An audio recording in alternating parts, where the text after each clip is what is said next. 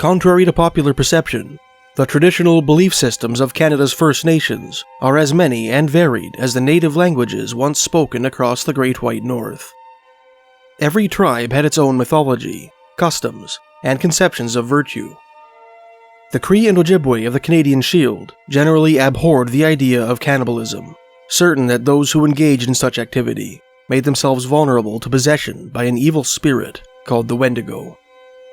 The Slavey and Sautoo Dene of the subarctic forests lived in perpetual fear of the Nakani, a red-eyed, man-eating wild man which haunted the boreal wilderness. Despite their many differences, and the thousands of miles of rugged wilderness which often separated them from each other, various native cultures across the continent shared a handful of inexplicable similarities. The most pervasive of these is a belief in the Thunderbird, a huge eagle-like monster responsible for the creation of thunder and lightning. The first Thunderbird legend we will explore in this piece is not native to Canada, but rather connected to a short-lived fur trading enterprise, many members of which went on to enjoy prominent careers in the Canadian fur trade.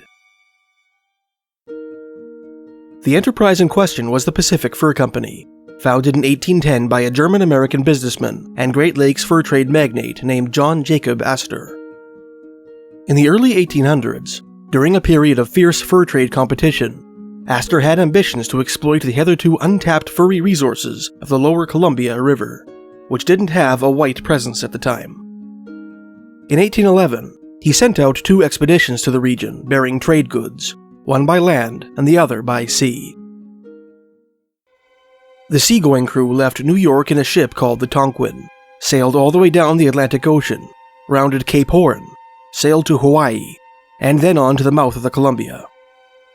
After establishing a trading post called Fort Astoria on the Columbia Delta, a portion of the crew sailed north to the west coast of Vancouver Island, where they started trading with the local Nootka Indians. After the ship's captain insulted a Nootka elder, the natives massacred the entire crew, sparing only the interpreter. Shortly after the massacre, the natives boarded the ship to plunder the remaining trade goods. One of the American sailors, who was still alive but mortally wounded, set fire to the gunpowder supply, and the ship exploded, killing about 200 natives. The land expedition, on the other hand, made their way up the Missouri River and across the Rocky Mountains. They had a few near-disastrous encounters with the Sioux along the way, and lost several members to starvation, drowning, and vanishing in the wilderness.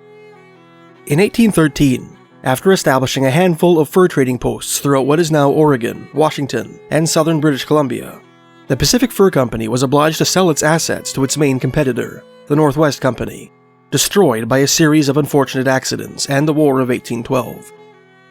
Decades after the folding of his auxiliary venture, Astor commissioned the famous American novelist Washington Irving, author of The Legend of Sleepy Hollow and Rip Van Winkle, with writing a history of the Pacific Fur Company.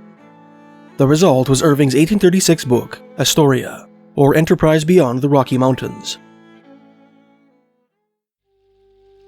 After describing the overland party's eventual arrival at Fort Astoria, Irving included some ethnological information on the natives of the lower Columbia River, whom he identified as the Chinooks, the Clatsops, the Wakiakums, who were probably the Klickitat and the Yakima, and the Clathlemet.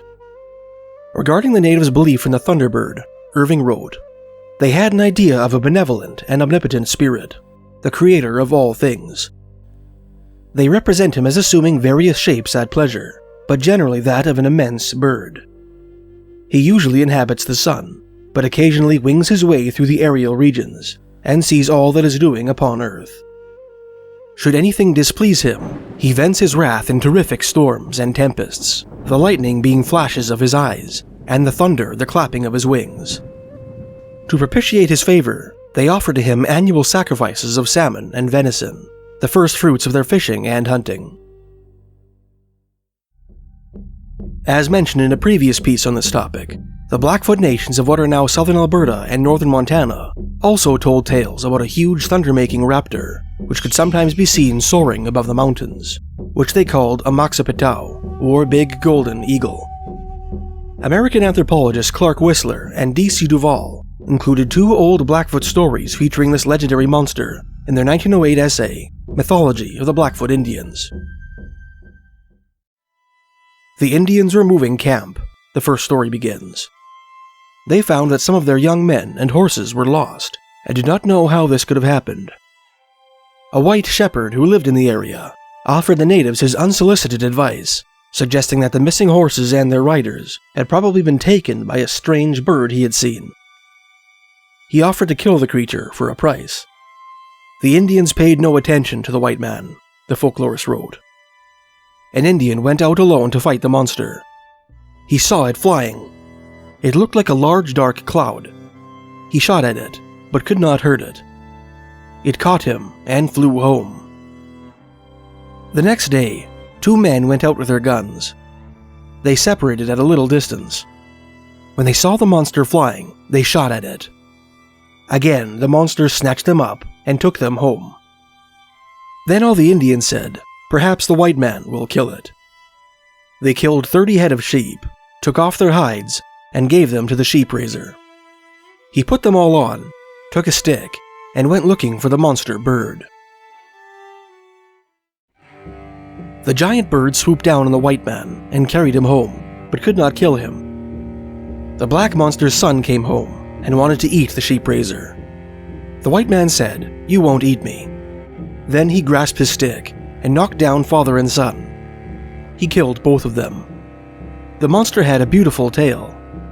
The sheep raiser cut off its tail feathers and brought them home. This same creature, which Whistler and Duvall's informants called Nukneyunk, appeared in another story about 2 Blackfoot brothers who made a great journey west to the Pacific Ocean. There, one of the boys was swallowed by a water buffalo, in this context, a preternatural swimming ungulate, which also appears in the folklore of the Navajo and Apache. With the help of a local hunter, the other boy shot and killed the beast, and rescued his unfortunate brother from its belly. No sooner had the Blackfoot crawled from the monster's stomach than the 2 boys were snatched up by a Nukneyunk. The giant bird carried the brothers to its nest on a distant island, where it attempted to feed them to its mother. Before they could be devoured, one of the boys slayed their huge abductor with an obsidian knife. Then, with the assistance of the mother bird, the 2 boys returned to the mainland. Another reference to indigenous belief in the Thunderbird appears in British Army officer Captain Charles William Wilson's 1866 report on the natives who inhabited the 49th parallel, or the US-Canada border, between the Rocky Mountains and the Pacific Ocean. On the subject of the Cowichan Indians, a Central Coast Salish people who once reigned over the southern end of Vancouver Island, Wilson wrote, "The religion of these Indians, and their ideas about it, are now so confused and mixed up with the Christian doctrines and traditions they have learned from the Roman Catholic priests, that it is very difficult to find out anything reliable about it. They appear to have had some vague idea of a great spirit, represented on the tombs as a large bird, having some fantastic resemblance to an eagle, to which they made offerings, and who showed his displeasure by thunderstorms and lightning." Before we proceed, I'd like to give a quick shout out to my friend and fellow YouTuber Jason Gallant of Natural Gallant Bodybuilding, whose footage of Hicks Lake in British Columbia's Sasquatch Provincial Park you may recall from several of my videos on the legend of the Sasquatch. Jason has been bodybuilding naturally for I think about 30 years, and is now sharing his hard-won wisdom on the subject on his YouTube channel. If, like me, you enjoy weightlifting and prefer to do it naturally, consider giving Jason a follow. His videos are filled with useful tips on training and on how to avoid long-term injuries in the weight room. They also contain these funny little inside jokes that you'll quickly pick up on when you become a regular viewer. Jason's got an excellent sense of humor, an engaging personality, and rock-solid values, and his channel is tragically undersubbed, considering the wealth of esoteric bodybuilding wisdom it contains. You can find his channel by clicking the link in the description. Another Cowichan Thunderbird legend appears in the 1901 book, History and Folklore of the Cowichan Indians, written by Martha Douglas Harris, the Métis daughter of British Columbia's first governor, Sir James Douglas, and the first female author to be born in British Columbia. On Valdez Island, Harris began, there lived a large family. The eldest brother was married, but had only one child, a boy, a most strange child. As soon as he was able to walk, he went by himself into the forest, and would remain all day and return at night. His mother would place the choicest pieces of meat before him, but in vain. A morsel of deer's fat would last him a week. His mother asked the child why it was he had no appetite for the good things she laid before him. He replied, "The lovely, sweet smell of the morning wind, full of the odor of sweet flowers and trees, is food enough for me." One day, this strange boy inexplicably vanished. Although his family searched high and low for him, no trace of the missing child, nor the slightest hint of his fate or whereabouts could be found. When it became clear that the boy was lost for good, his grieving mother developed a habit of heading into the wilderness alone to mourn for him. 5 years after her son's disappearance, while she was out mourning for him, as was her custom, the boy's mother heard her son's voice on the air. The voice told her that he would return to her the next day, before dawn, and that they should all await his arrival from the forest. Sure enough, the following morning, the son walked out of the woods, to his parents' unspeakable delight. His appearance had changed considerably since his disappearance. He radiated a shining light, wore a curious cap adorned with 4 eagle feathers, and kept his eyes closed at all times. When his parents asked him why he kept his eyes shut, the boy replied, "If I open my eyes, the lightning would strike and kill you. I dare not show my eyes, and if I take off my hat, the thunder comes."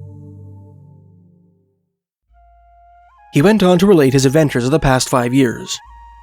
On the day of his disappearance, while wandering alone in the woods, the boy was snatched up by a monstrous thunderbird. The creature carried him back to its nest, where it replaced his eyes with thunderbird eyes, which shot lightning whenever they were opened. The monster bird also gave him a cap, which, when doffed, created thunder. The thunderbird then gave the boy the name Scalahan, which means powerful one. After spending 5 years with the huge bird, learning his ways, Scalahan returned home to his people. Desirous of having his own home further away from humans, Scalahan asked his family to help him build his own longhouse atop a mountain on Salt Spring Island, a large isle off Vancouver Island's southeastern shore. When his new home was built, he asked his father to go in his stead to Nanaimo, a native village to the northwest, and ask the chief for his daughter's hand in marriage. Handing him his magic cap, he instructed his father to keep the mysterious article of apparel concealed at all times, and to give the chief a brief glimpse of it if he refused his proposal. So the father and uncles went off in their canoes to Nanaimo, Harris Road, to ask the chief there for his daughter. When they asked for the young girl, the chief was very angry, and demanded why the son did not come himself to ask for his daughter. They might go away again. Then Scalahan's father said, "Here is my son's hat. If I show it to you, there will be much danger. You had better let the maid come with us." The chief was enraged, and scoffed at the power of the hat. So the father uncovered a little of the hat, and then the thunder and lightning came, and burnt up the chief's house. And the old father quickly covered the hat, lest the people should be killed. How frightened were all around, and the chief at once gave his daughter, and told them to be gone. So they went home, and took the bride with them. The father restored the hat to Scalahan, who was rejoiced with his bride. Hearing of Scalahan's terrible power, representatives from neighboring tribes descended on Salt Spring Island, bringing their daughters with them as peace offerings. When they saw that lightning issued from the young man's eyes whenever they were opened, the natives were terrified and resolved to kill him, lest he ever decide to go to war with them in the future. At last, Harris wrote, 2 brothers who lived in Cowichan determined to rid the land of thunder and lightning, and made preparations for their warfare. They put on their war dresses, and each carried a magic sword made out of elkhorn. It had wonderful powers. Warned of the warriors' coming by whispering spirits, Scalahan prepared himself for battle. When the 2 brothers approached his longhouse, the Thunder Man opened his eyes and removed his cap, causing a terrible storm to descend upon the mountain. The younger brother was killed instantly by a lightning bolt. Using his brother's corpse as a shield, the elder brother engaged Scalahan in hand-to-hand combat. At last, Harris wrote, the magic sword struck Scalahan and killed him, and his spirit flew off as a great bird. The young conqueror released all the wives from this huge lodge, and they all went to their old homes. Thanks for watching. If you enjoyed this video, please like and subscribe.